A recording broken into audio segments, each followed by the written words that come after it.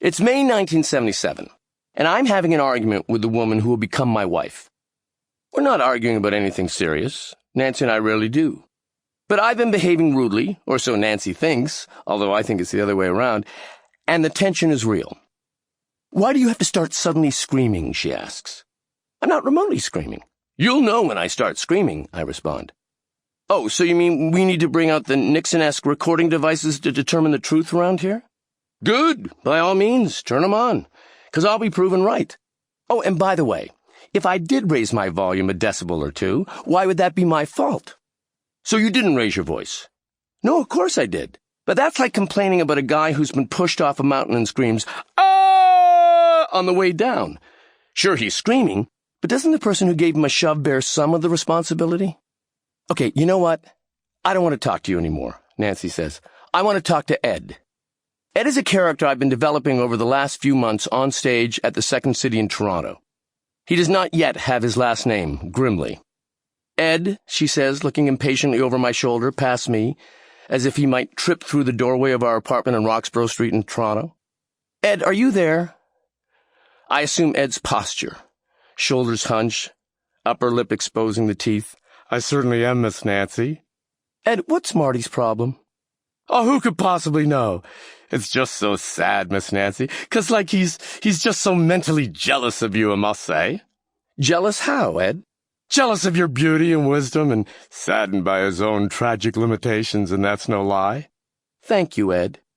"Although his endowment has certainly been blessed by the Lord." "Okay, Ed, that's enough." Argument diffused.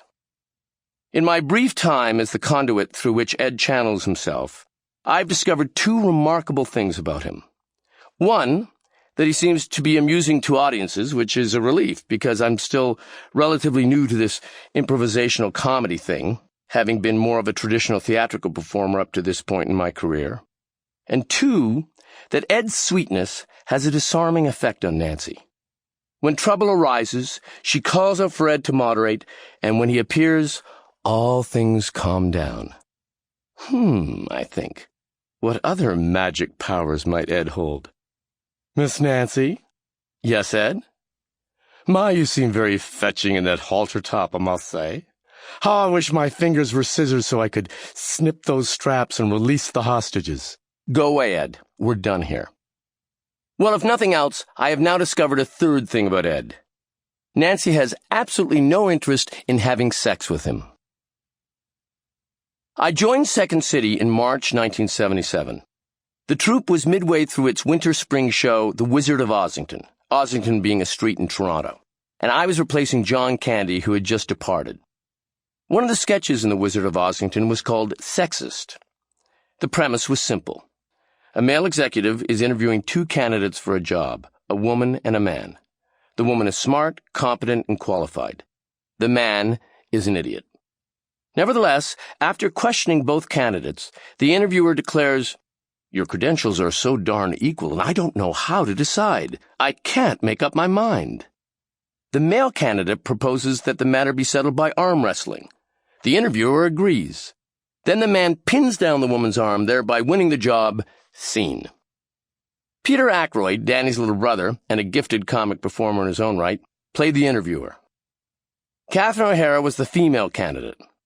John Candy had played my part, the male candidate, in a brilliantly John way, as a bashful, nervous, sweet-faced soul who was heartbreakingly aware of how out of his depth he was. In other words, as a guy who could be in that situation in real life. I knew I couldn't replicate that. Only a fool would try to replicate anything that John did, so I decided to go in a broader, more pop art direction. First, my character would talk funny. I took his unusual timbre from my sister Nora's husband Ralph, who spoke in a kind of resigned, sleepy voice. Then I added a Canadian tick that's not unlike Valley Girl upspeak, wherein even declarative sentences end like questions. In high school, I had a geeky friend named Patrick who talked this way. He was an amateur photographer. I'd ask him, "Patrick, what'd you do this weekend?" He'd say, "I took a lot of slides." I'd respond, "Really? Did you develop them?" And he'd say, "No, I didn't feel I had to develop them, 'cause, I took them, so I know what they are, In my mind?